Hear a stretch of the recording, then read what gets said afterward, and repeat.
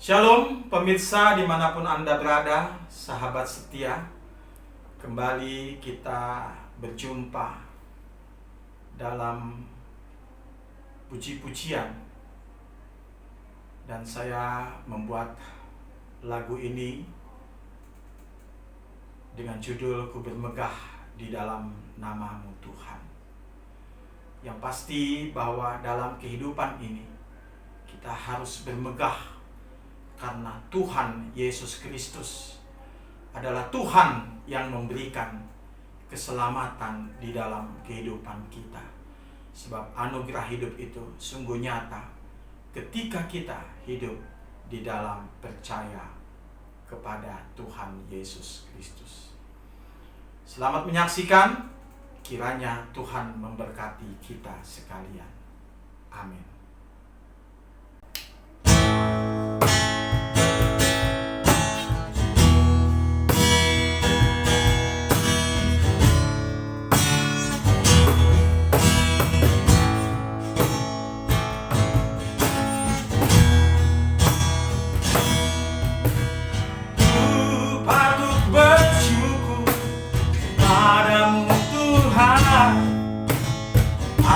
Anugerah hidup yang indah bagiku, ku bermegah di dalam namamu Tuhan. Kau beriku pertolongan di saat ku susah. Kau selalu ada di dalam hidupku, berseru memanggil namamu.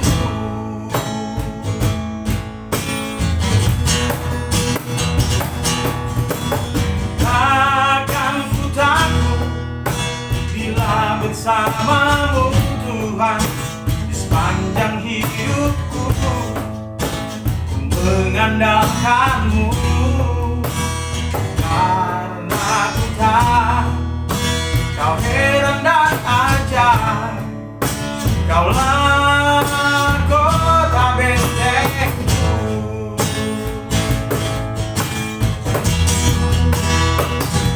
Sungguh ku bangga memilikimu, pertolonganmu ku rasakan selalu. Harapan dan doaku ku panjatkan padamu. Ku yakin Kau mendengarkanku. Bagiku Kau tangguh perisaiku. Bagiku Kau gunung batu.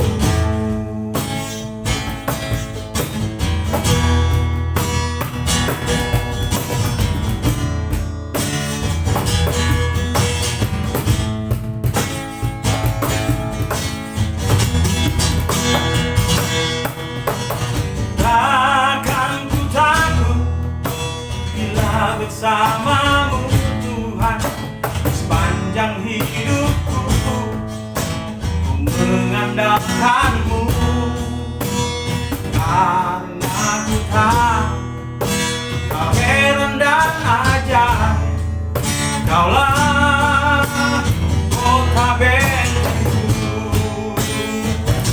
Sungguh ku bangga memilikimu, pertolonganmu ku rasakan selalu. Harapan dan doaku ku panjatkan padamu. Ku yakin Kau mendengarkanku. Bagiku Kau tangguh perisaiku. Bagiku Kau gunung batu.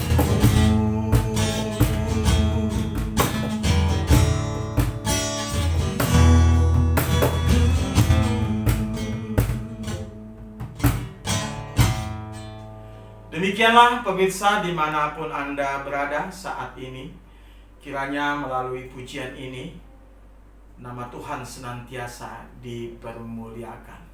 Terpujilah nama Tuhan. Shalom Bapak Ibu Saudara yang kekasih dalam Kristus. Doa kami, pertolongan Tuhan senantiasa ada di dalam hidup kita, sehingga berkemenangan dan dapat bermegah di dalam Tuhan. Dialah senantiasa yang kita andalkan dalam setiap pergumulan kehidupan kita. Apapun yang tengah kita hadapi, sehingga nama Tuhan dimuliakan. Amin. Firman Tuhan yang dapat kita pelajari dan renungkan diambil dari kitab Mazmur pasal 20 ayat 1 sampai dengan 10. Demikian. Doa mohon kemenangan bagi raja. Untuk pemimpin biduan, Mazmur Daud. Kiranya Tuhan menjawab engkau pada waktu kesesakan. Kiranya nama Allah Yakub membentengi engkau. Kiranya dikirimkannya bantuan kepadamu dari tempat kudus dan disokongnya engkau dari Sion. Kiranya diingatnya segala korban persembahanmu dan disukainya korban bakaranmu. Kiranya diberikannya kepadamu apa yang kau kehendaki, dan dijadikannya berhasil apa yang kau rancangkan. Kami mau bersorak-sorai tentang kemenanganmu dan mengangkat panji-panji demi nama Allah kita. Kiranya Tuhan memenuhi segala permintaanmu. Sekarang aku tahu bahwa Tuhan memberi kemenangan kepada orang yang diurapinya dan menjawabnya dari sorganya yang kudus dengan kemenangan yang gilang gemilang oleh tangan kanannya. Orang ini memegahkan kereta dan orang itu memegahkan kuda. Tetapi kita bermegah dalam nama Tuhan Allah kita, karena mereka rebah dan jatuh, tetapi kita bangun berdiri dan tetap tegak. Ya Tuhan, berikanlah kemenangan kepada raja, jawablah kiranya kami pada waktu kami berseru. Demikian firman Tuhan. Topik kita bermegah di dalam Tuhan. Bapak Ibu Saudara yang kekasih di dalam Kristus, yang pertama kita pelajari dari perikop ini adalah bermegah di dalam Tuhan. Setiap orang percaya dapatkah bermegah di dalam Tuhan? Yang jelas itu pasti. Kita dapat bermegah, kita dapat bangga, kita dapat bersukacita di dalam Tuhan, karena Tuhanlah senantiasa yang kita andalkan dalam seluruh aspek hidup kita. Namun bagaimana jika doa-doa kita justru pada waktu itu Tuhan seolah-olah tidak menolong kita? Tetapi ketika kita melakukan sesuatu untuk orang lain dengan pertolongan Tuhan, disitulah kita dapat memahami luar biasanya Tuhan mau memakai kita. Bukan hanya untuk demi kita, tetapi untuk keselamatan orang lain juga ya. Ada kisah seperti John Walsh, pengusaha hotel mewah dengan bisnis yang cukup maju. Hingga suatu hari putra John diculik. Usaha pihak berwenang pun tampak lambat dalam menemukan putranya. 16 hari mereka mencari, tetapi akhirnya sungguh tragis. Anak itu ditemukan telah tewas. Peristiwa itu membuat hidup John hancur. Berat badannya turun drastis, rumahnya disita, bisnisnya hancur, dan ia kehilangan semua harapan. Hingga suatu hari ia bertemu dengan Dr. Ronald White, seorang ahli koroner yang bertanya kepadanya, "Anda sedang berpikir untuk bunuh diri, bukan?" John menjawab, "Untuk apa lagi saya hidup? Anak saya sudah dibunuh. saya tidak bisa berbicara dengan istri saya. Kemudian Dr. Ronald memberi nasihat, tidak demikian. Anda masih punya kemampuan fasih berbicara. Anda bisa menyusun sebuah kampanye besar untuk membantu anak-anak yang hilang di Florida.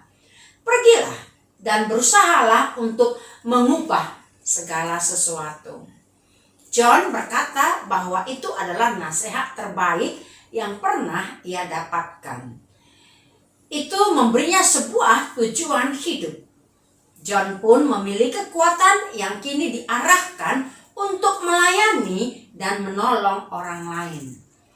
Tahun 1998, ia memulai acara America's Most Wanted. Dan acara itu berlanjut terus. Acara ini telah berjasa atas penangkapan 1050 penjahat dan juga 14 nama yang terdaftar dalam daftar buronan FBI dan juga menyelamatkan puluhan anak-anak yang hilang. Mengalami kehilangan tentu menyakitkan, apalagi jika yang hilang adalah hal-hal yang sangat berarti dalam hidup kita. Tetapi saat kehilangan bukan berarti akhir dan kehancuran seluruh harapan kita. Saat kita kehilangan, carilah tujuan baru untuk hidup yang lebih berkualitas. Gunakan apa yang masih Tuhan taruh dalam hidup kita. Kita perlu belajar untuk selalu melihat sisi positif dari setiap kejadian buruk yang kita alami. Jangan putus asa. Bangkitlah, sebab saat terpuruk justru kita akan menemukan tujuan hidup yang lebih berkualitas. Demikian John Walsh memerangi kejahatan, memerangi musuh yang ada di sekitar kehidupan manusia. Dan dia dapat bermegah di dalam Tuhan.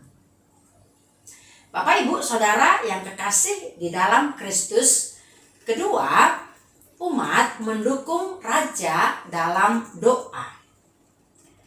Dalam Mazmur 20 ini sangat berhubungan dengan Mazmur 21 ya. Keduanya adalah doa kepada Tuhan mengenai peperangan umatnya melawan musuh-musuh mereka. Mazmur 20 adalah doa sebelum perang. Dan Mazmur 21 adalah pujian sesudah perang selesai. Raja perlu dukungan doa rakyat. Uniknya, doa rakyat dalam Mazmur ini dimohonkan kepada Tuhan yang ditujukan kepada raja, agar Tuhan berkenan memberikan kemenangan dan keselamatan yang dapat membentenginya dari musuh-musuh. Matthew Henry mengatakan, bahkan orang terhebat pun bisa berada dalam keadaan yang genting. Demikian juga Daud mengalami saat-saat yang penuh kesusahan, kekecewaan, tekanan, serta tindasan dan kebingungan. Sekalipun ada mahkota di kepalanya, itu tidak terkecuali bahwa dia pun menghadapi kesesakan. Disinilah permohonan umat mendoakan rajanya, kiranya Tuhan memenuhi segala permintaan umat itu. Namun di pihak lain, sebagai seorang raja, apa yang dilakukan Daud di samping doa-doa umat? Dia pun turut mendoakan dirinya sendiri kepada Tuhan. Daud senantiasa mengandalkan Tuhan. Matthew Henry mengatakan bahwa orang terhebat pun harus banyak berdoa. Meskipun Daud sangat sibuk dan sering bertempur, dia tetap melakukan saat teduhnya. Sekalipun dia dikelilingi banyak nabi dan imam serta orang saleh lainnya yang dapat mendoakan dia tidak lantas berpikir bahwa dia tidak lagi harus berdoa bagi dirinya sendiri. Doa syafaat ini juga memohon agar Tuhan melindungi Daud dan memelihara nyawanya di tengah-tengah mara bahaya peperangan.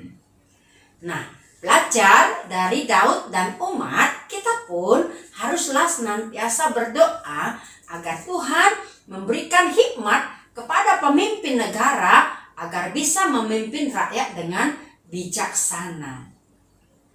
Khususnya menangani pandemi COVID-19 ini ya. Kita pun juga harus mendukung semua program pemerintah agar kita disiplin menerapkan protokol kesehatan sehingga terputuslah mata rantai COVID-19.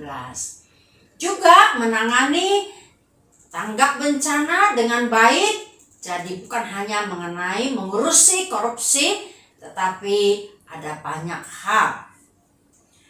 Di dalam masyarakat Kristen Eropa pada abad-abad yang lalu, Mazmur ini digunakan sebagai doa syafaat untuk pemerintah yang berasal dari Allah. Dapat kita baca atau kita bandingkan dalam Roma 13 ayat 1. Martin Luther mengajak orang Kristen untuk mendoakan dengan perkataan Mazmur ini mengenai pemerintah yang telah menerima kuasa dari Tuhan dan ditempatkan di dunia ini. Ia juga memperingatkan raja-raja, pemimpin-pemimpin Kristen agar jangan bersandar pada kekuatan tentaranya, melainkan menaruh harapan kepada Tuhan saja dan bertindak menurut kehendaknya. Demikian juga Calvin melihat di dalam Mazmur ini suatu doa untuk kedatangan kerajaan Mesias, yaitu Yesus Kristus. Pada hari Paskah, Tuhan telah menjawab orang yang diurapinya, yang menderita kesesakan demi sekalian umat, sekalian orang di dunia ini. Ia diberikan kemenangan. Iblis dan segala kereta dan kudanya telah dijatuhkan, telah dipatahkan, telah dikalahkan.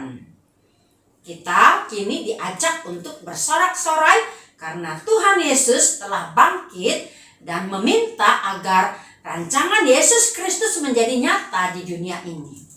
Kebangkitan Yesus Kristus menjamin hidup kita.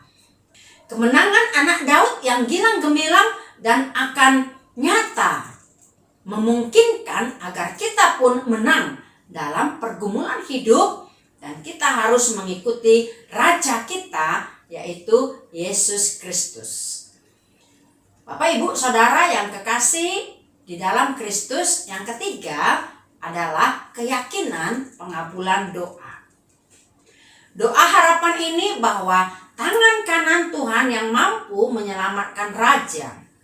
Tangan kanan adalah gambaran yang sering dipakai untuk melukiskan perlindungan atau kuasa Tuhan, khususnya dalam peperangan. Dapat kita baca dalam Keluaran 14 ayat 21 dan juga Ulangan 5 ayat 15 atau juga dalam Yesaya 14. Rakyat di bawah pemerintahan Daud bersukacita dengan keyakinan bahwa Tuhan akan memberikan kemenangan. Yang jelas, umat harus mengandalkan Tuhan, bukan kuda ataupun kereta yang menggambarkan sebagai kekuatan perang. Memang pada waktu itu banyak bangsa-bangsa hanya dapat bermegah karena memiliki senjata yang canggih, akan tetapi umat Tuhan hanya mengandalkan Tuhan. Mereka harus mengandalkan Tuhan dan tidak boleh bergantung pada kekuatan militer.